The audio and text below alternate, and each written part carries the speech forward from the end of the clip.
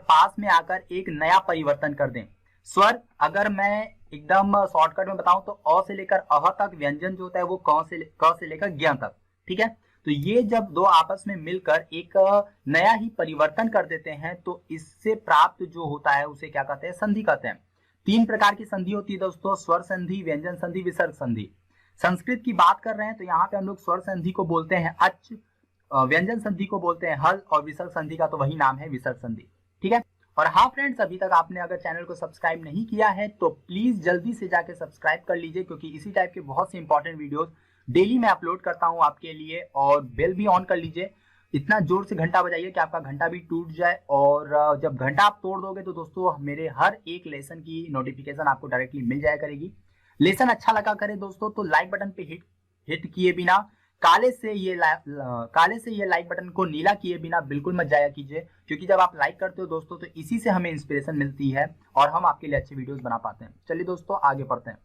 आगे दोस्तों स्वर संधि के बारे में यहाँ पे बोला है, कहता है कि दो स्वर अगर पास पास आने पर उनमें रूपांतरण हो जाए, उसमें परिवर्तन हो जाए तो उसे क्या कहेंगे, स्वर संधि कहेंगे, ठीक है।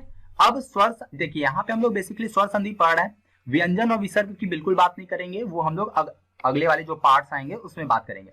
स्वर की बात करें तो अगर दो स्वर आपस में मिल जाए तो क्या कहलाएगा, ये स्वर संधि, ठीक है। अब क्या होता है, स्वर संधि के भी 5 पार्ट्स होते हैं, दीर्घ स्वर संधि, गुण स्वर संधि, यण स्वर संधि, वृद्धि स्वर संधि और अयादी स्वर संधि, ठीक है। इन सारे के मैंने ट्रिक्स बता रखे हैं और बहुत ही धांसू सा ट्रिक है दोस्तों, आप नीचे जाके डिस्क्रिप्शन बॉक्स में प्लीज एक बार देख लेना, क्योंकि अगर आप ट्रिक पकड़ लिए ना तो फिर तो आपको पूरा डिटेल पढ़ने की जरूरत नहीं है अगर आप गवर्नमेंट एग्जाम की तैयारी कर रहे हो तो, ठीक है। लेकिन अगर आप इंटरमीडिएट में हो, एकेडमिक पढ़ रहे हो, तब तो आपको पूरी परिभाषा उदाहरण याद रखना चाहिए। 5 प्रकार चलिए हम लोग पढ़ते हैं दोस्तों एक एक करके। पहला प्रकार है यहाँ पे आपका दीर्घ स्वर संधि, और ये क्या कहता है कि जब दो सवर्णी स्वर, सवर्णी मतलब एक जैसे देखिए आप एग्जांपल में अ दिया है तो अ के साथ अ के साथ आ और आ के साथ अ, एक जैसे सवर्णी स्वर पास पास आते हैं तो ये मिलकर क्या हो जाते हैं, दीर्घ हो जाते हैं। अ और मिलकर क्या बन जाएगा, आ बन जाएगा।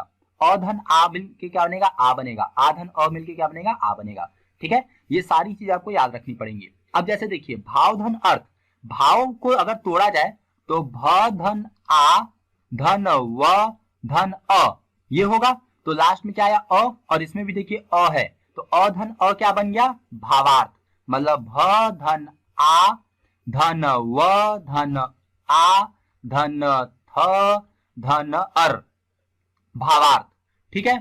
तो ये है दोस्तों, मतलब अर पहले कर लीजिए, भावार्थ होगा। तो ये है आपका विच्छेद इसका, तो अ धन अ बराबर आ, ऐसे ही देखिए क में अ लगा हुआ है, ये लास्ट में क धन अ में टूटेगा, अ धन आ बराबर आ धन अ बराबर आ।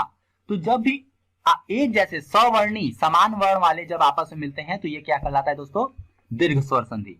कुछ यहाँ पे बहुत सारे एग्जांपल्स मैंने यहाँ पे कलेक्ट करके रखे हुए हैं ताकि आपको बहुत अच्छे से क्लियर हो जाए, तो 2-4 मैं पढ़ देता हूं इसमें, बाकी आप वीडियो को पॉज करके अच्छे से देख लीजिए, नोट कर लीजिए, ठीक है, और दिमाग में बैठा लीजिए।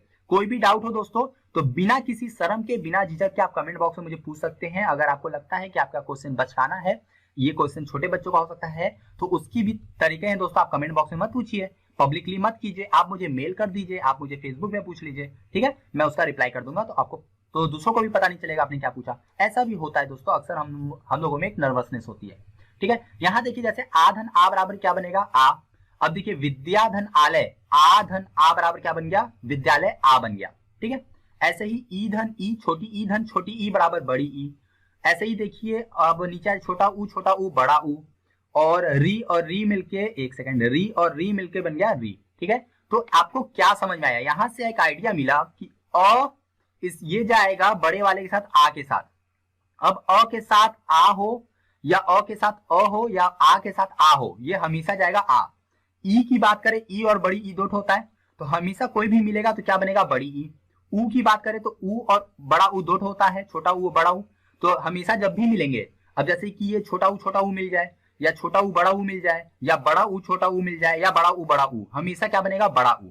और री मिलता है तो भी री ही बनता है, ठीक है। तो ये है आपका दोस्तों यहाँ पर कुछ उदाहरण और उससे रिलेटेड यहाँ पर कुछ और शब्द, ठीक है। तो ये आप पूरा पढ़ लीजिए, और ये है पूरा दीर्घ संधि। तो एकदम मुझे लगता है आपको क्लियर हो गया होगा कि जब एक जैसे अ के साथ आ, ई के साथ ई, ऊ के साथ ऊ और री के साथ री मिलते हैं, तब क्या बनता है आपका दीर्घ स्वर संधि। नेक्स्ट है दोस्तों गुण स्वर संधि। इसमें क्या बोल रहा है, अब इसमें देखिए एक तो अ और आ होगा, या तो फिर अ रहेगा या तो फिर आ रहेगा, और इसके साथ अगर ई लग गया, ठीक है, तो ये क्या बन जाएगा, ए बन जाएगा। ठीक, और अ और आ के साथ अगर ऊ लग गया तो क्या बन जाएगा, ओ बन जाएगा। तो ध्यान रखिएगा अ धन ई बराबर क्या हो जाता है, ए हो जाता है। ठीक है, जैसे देखिए यहाँ पे एग्जांपल बता दो। अच्छा एक चीज और है, अ और आ के साथ अगर री लगता है तो अर बन जाता है, ये भी याद रखिएगा। ठीक है, देखिए अ धन ई बराबर ए बन गया, अ धन बड़ी ई बराबर ए बन गया, आ धन ई बराबर ए बन गया, आ धन बड़ी ई बराबर ए बन गया। तो आपने यहां देखा कि गुण स्वर संधि में क्या कर रहा है, गुण में ये कहता है कि अ रहे या आ रहे, उसके साथ अगर ई लगा है, वो छोटा हो या बड़ा, तो ए बनेगा। अगर ऊ लगा है, छोटा हो या बड़ा, तो ओ बनेगा। कुछ उदाहरण देखिए, जैसे देव धन इंद्र, तोड़ते हैं इसको, चलिए। द धन ए धन व धन अ, ठीक है, द पे हलंत होगा, तो ये अ बना और यहाँ पे ई है, अ धन ई बराबर ए, देखिए देवेंद्र हो गया, तो यहाँ पे आपका क्या हो गया, ए बन गया। तो ऐसे ही सारा आप पढ़ सकते हैं, आपको क्लियर होगा। ठीक, अब आते हैं दोस्तों यण स्वर संधि पर। यण स्वर संधि में क्या कहता है कि अगर छोटी ई, बड़ी ई, छोटा ऊ या फिर री के बाद कोई भिन्न स्वर आ जाए तो क्या हो जाता है, उसका परिवर्तन य, व और र में हो जाता है। जैसे देखिए ई का य क्या बनेगा, जैसे कि देखिए इति धन आदि, ठीक, तो क्या बन गया, इत्यादि। ई का क्या बन जाएगा, य बन जाएगा। बड़ी ई का क्या बनेगा, य बनेगा। छोटा ऊ का क्या बनेगा, व बनेगा। और बड़ा ऊ का भी व बनेगा, री का र बनेगा। याद रख लीजिए ई का हमेशा य बनता है, अब ई छोटा हो या बड़ा हो। ऊ का हमेशा व बनता है, छोटा हो या बड़ा हो, और री का क्या बनता है, र बनता है। अगर ऐसा परिवर्तन हो तो उसको यण संधि कहते हैं। ठीक है, तो ये क्लियर हुआ आपका। चलिए एक एग्जांपल देखते हैं। सुधन आगत, स धन ऊ, छोटा ऊ है और छोटा ऊ के साथ क्या आ गया, आ गया।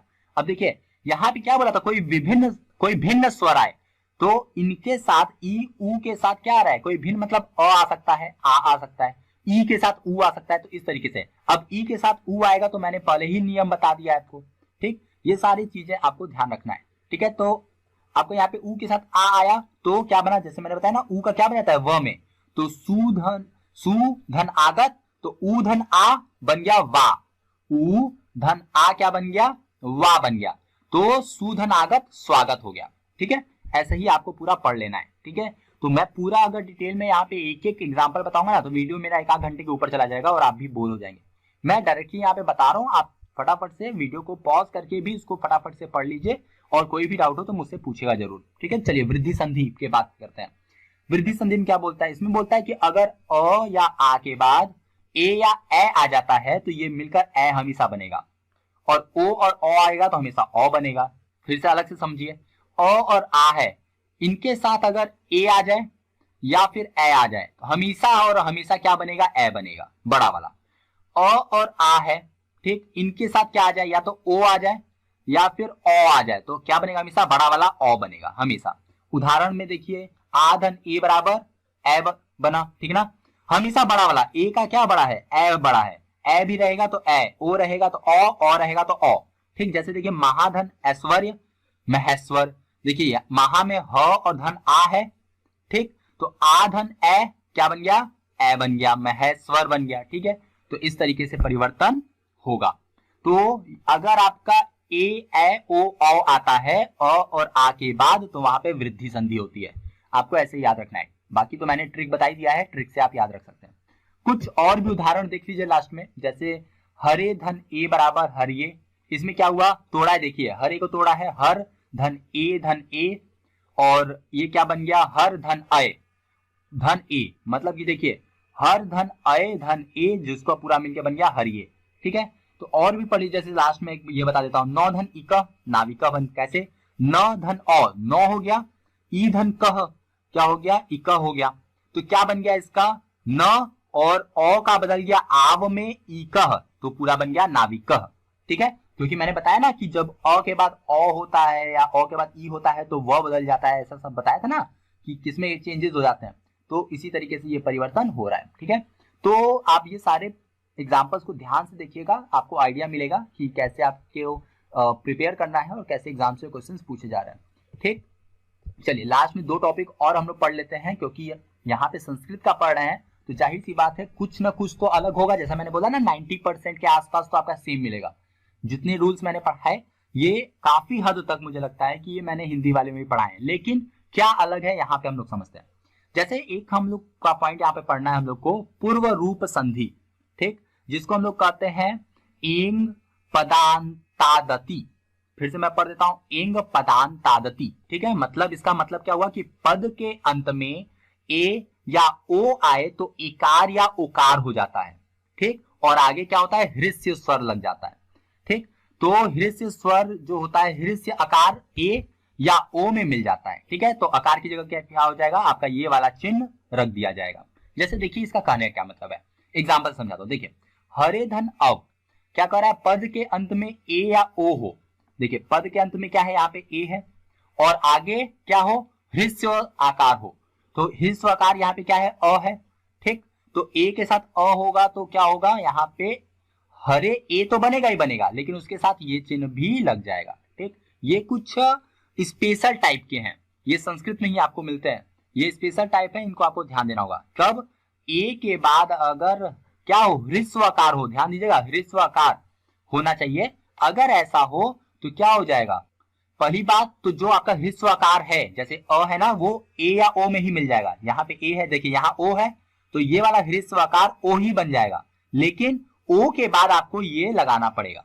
ठीक, जैसे देखिए ग्रामे धन अपि, यहाँ पे ए है तो ए का अ क्या बन गया, ए बन गया, ग्रामे, उसके बाद ये चिन्ह लगाया फिर पी। ठीक है, देवो धन अपि, तो यहाँ ओ है, ओ के साथ अ है, तो हृस्व आकार क्या बन गया, ओ बन गया, तो देवो, फिर चिन्ह लगाया फिर पी, तो देवो पी। ठीक, तो इस तरीके से ये परिवर्तन होता है। और सेकंड इसका है दोस्तों पर रूप संधि, जिसको कहते हैं एंडी पर रूपम। इसका मतलब अकरांत उपसर्ग के बाद, अकरांत उपसर्ग के बाद अगर ए या ओ से प्रारंभ हो तो धातु रूप होने पर वो पर रूप हो जाता है। जैसे देखिए अकरांत अपरूप, यहाँ पे अकरांत उपसर्ग क्या है दोस्तों, जैसे प्र के बाद क्या है, ए, तो जते है तो प्र में बस ए लग जाएगा, प्रेजते। प्र औसती है तो यहाँ पे देखिए अकरांत, ये क्या है, उपसर्ग, तो और उसके बाद क्या है, ए या ओ में से कोई एक होना चाहिए, तो ओ है, तो सीधा सीधा क्या हो जाएगा, प्र में ओ लग जाएगा, प्रोसती। उप भी क्या है, अकरांत उपसर्ग, इसमें देखिए ओ जोड़ा जा रहा है तो उपो हो जाएगा, ओ की मात्रा लग जाएगी, उपोसती। तो ये भी